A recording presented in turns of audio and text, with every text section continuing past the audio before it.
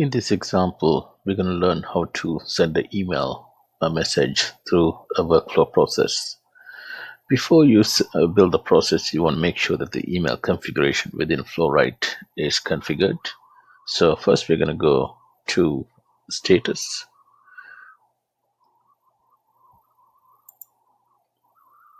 Under status, we are going to go on the menu to settings and email.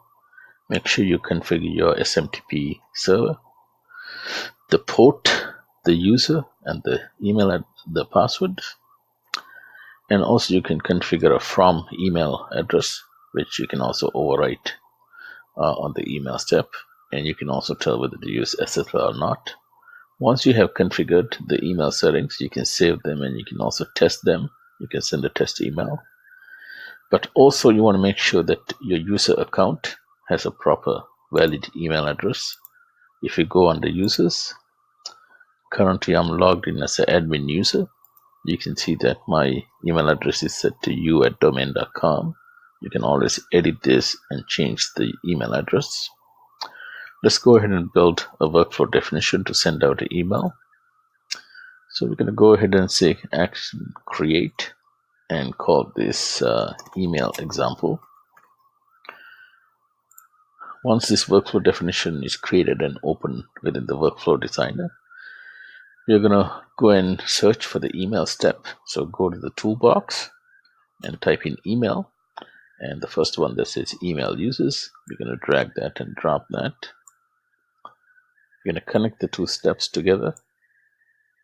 And we're going to configure the properties.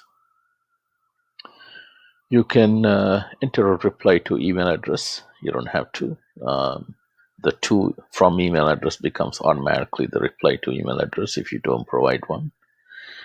You can also provide a from email address. By default, it will use the one that's configured in your email settings.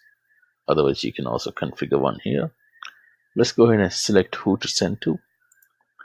In this case, I'm going to go ahead and select myself. I'm going to add that and say save. I can also give any other email addresses here, a list. I can give the subject of the message. I'm going to say review all proposals. And I can also give a message body. Here I'm going to type in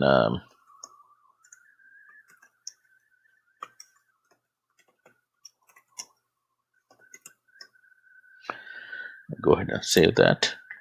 I can also provide other email addresses to CC or to BCC, any file attachments.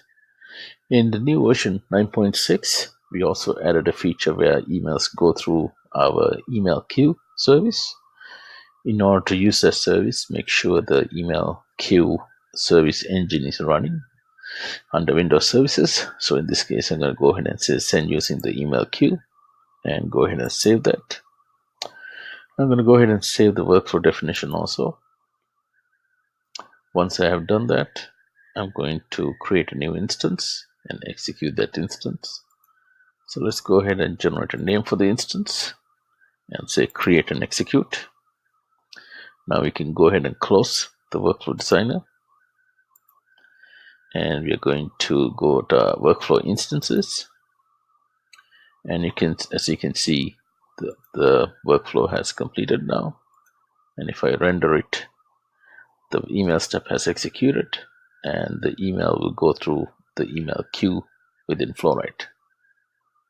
You can place the email step anywhere in the process, any number of times, and send out emails through any process that you want.